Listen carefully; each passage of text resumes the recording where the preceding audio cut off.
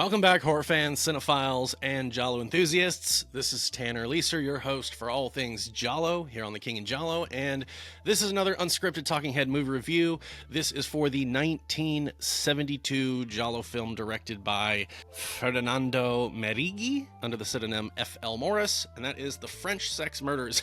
And I'm going to just come right out of it. I'm just going to come right out and say, I don't like this Giallo.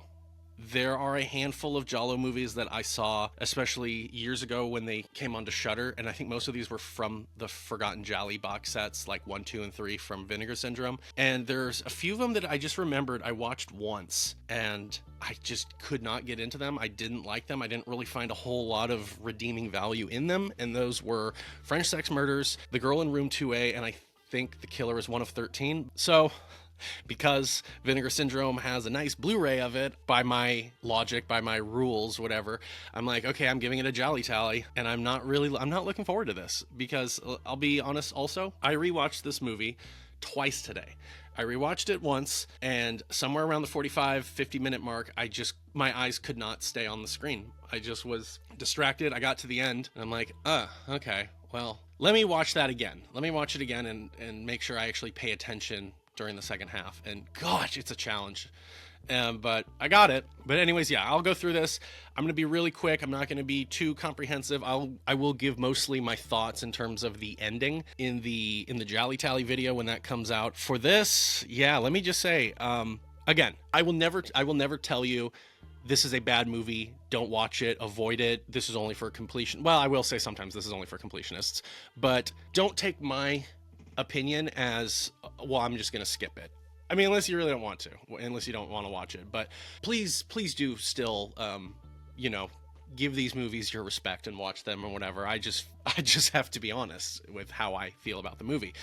But so I'll be really quick with the plot. We start in a brothel. This man goes in and he's clearly like a stalker. He's obsessed with someone. These two other people go in and they're very, like, you can't tell who they are. You can't tell if they're men or women. You don't see their faces. Their bodies are completely covered. They go in there. The guy, who his name is Antoine, is told, we told you we don't want you around here anymore. And he pays even more than usual to see the girl that he wants to see, which is Barbara Boucher. And there is a little altercation between them after the sex, and he beats her and leaves. And then one of the gentlemen who, I don't know if he works there or if he's just a frequent, but he's played by Renato Romano. He goes up and Barbara Boucher is found murdered. And so this guy is, public enemy number one. They find him, they arrest him, and he is saying that it's not him. I didn't do it. And he curses everybody in the courtroom, saying that he will come back and kill them all. And then he escapes, and then he gets killed while on the run. He runs a motorcycle into like a truck and decapitates himself. Okay. But then murders do start happening. So it can't be him because he's deader than a doornail. All right. And that's basically it in terms of setup for the movie. But I have to say that, yeah, there's not... actually, the movie begins with in medias res. It begins with kind of like in Double Face, the final chase scene, ending with the perp, who we don't know who it is, getting killed. And then it goes back to, like, again, whenever a movie does that, to me, it always says we didn't think we had a good enough beginning to hook you right away, so we had to make it exciting, as exciting as we could. So we threw in the finale, just so that's what is going to happen. So stay tuned to see how we get there. Occasionally it works. Short Night of Glass Dolls, it works very well. The Double, it works very well. Double Face is honestly not even that bad, but this movie, it doesn't do anything other than just try to make it a little bit more exciting, and I don't think it really even succeeds in that. Fun fact, the Italian title of this movie is House of Rendezvous, and I actually think that's a more appropriate title because, I don't know, French Sex Murders makes this sound more like it's going to be like a Jack the Ripper in Paris type movie. But so how should I start attacking this movie? I don't find a lot of stuff in this movie to be very good. There is one thing, though, that I will point out. I'll get to that a little bit later, but the cast, I feel, is underutilized. We get Rosalba, Neri, and Barbara Boucher again. We saw them literally months prior in 1972, both in Amok, which is a way better movie, way better with eroticism and sexploitation. In this movie, there is a lot of nudity and sex scenes, but it is some of the most bizarre and uncomfortable sex scenes. It's literally just like naked bodies on top of each other, with the guy just kind of being all ravishing and just kind of going to town on the woman's upper vitals. It's just weird. But anyways, I'm not like I'm perturbed by that, like, oh, this I can't stand that. It's just so weird how it's handled. But yeah, Rosalba, Neri, Barbara Boucher is the girl who gets murdered right away, so we don't even see her for long.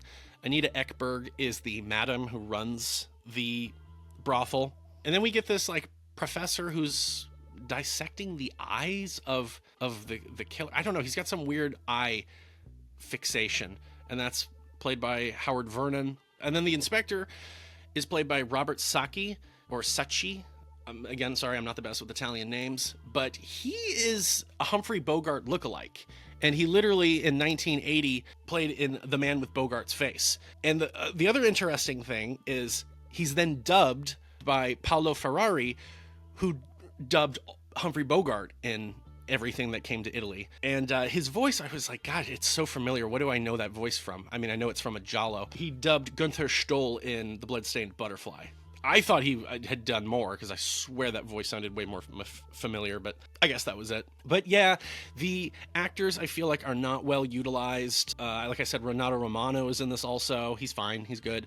The writing is just serviceable. And like the directing is not too great. There's a lot of odd stylistic choices in the movie, which feel like Merighi was inspired by the better usages of style in Giallo films and tried to do something. So, for example, the scene where Antoine is in the courtroom and he's cursing everybody, it all of a sudden switches to video negative. So it's that bright blue white kind of look.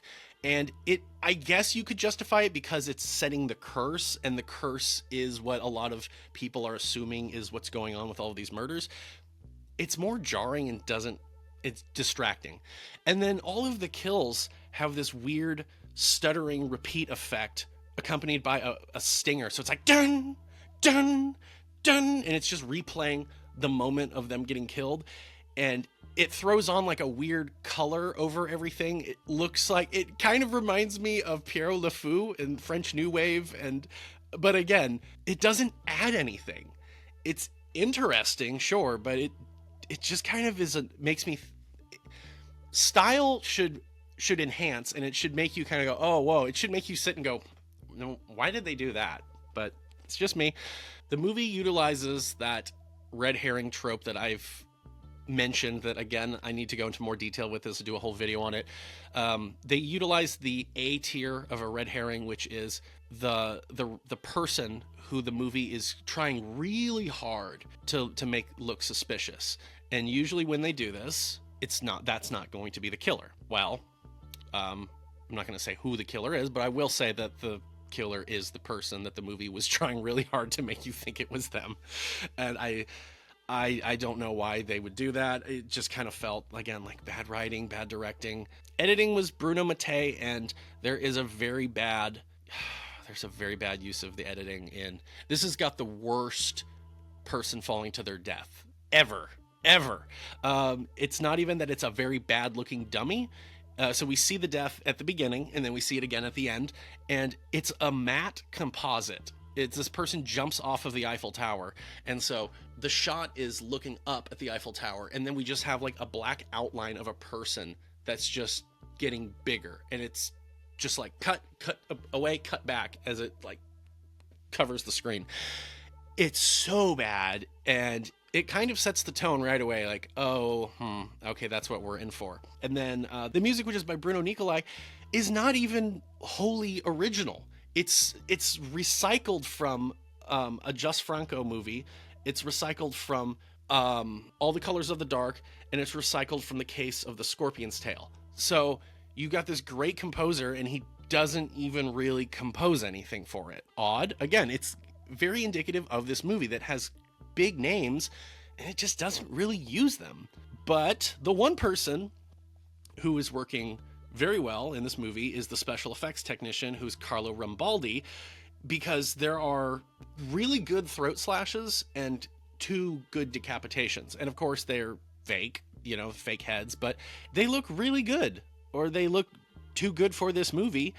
And yeah, I'm sorry, I just don't like the French sex murders all that much. I am kind of dreading going deeper into it and covering it, just because it's just hard to watch. But to each their own. If you do like this movie, there's nothing wrong with that. Have I got anything else to say? I don't know, man. I don't know. I'll say this.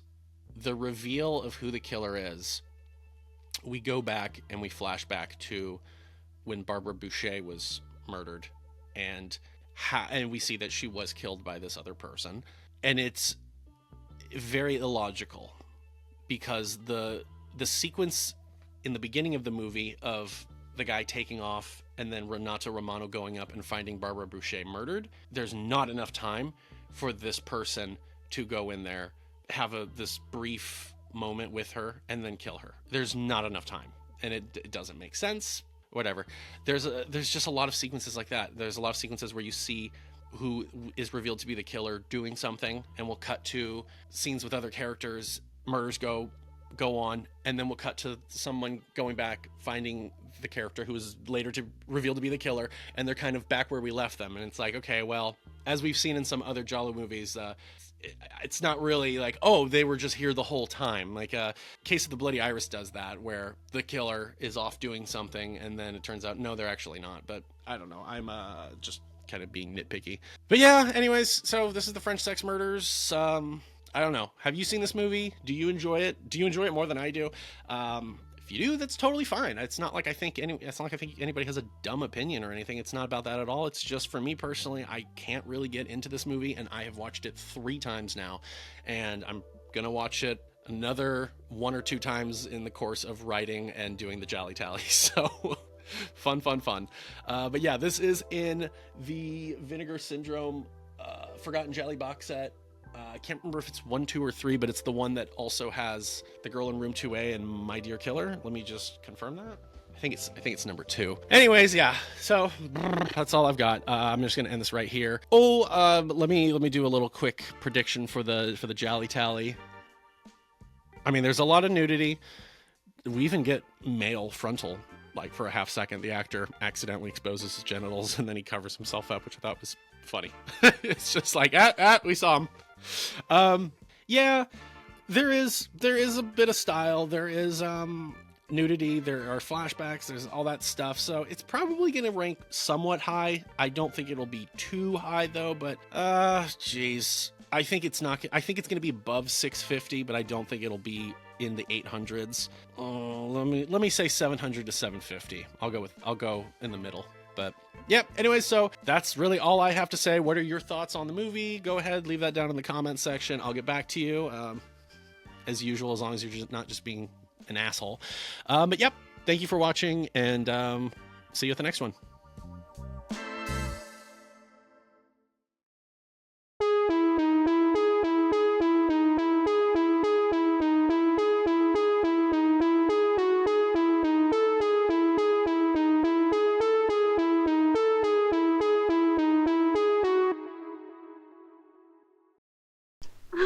No! No! You're nothing but a broad! A bloody whore!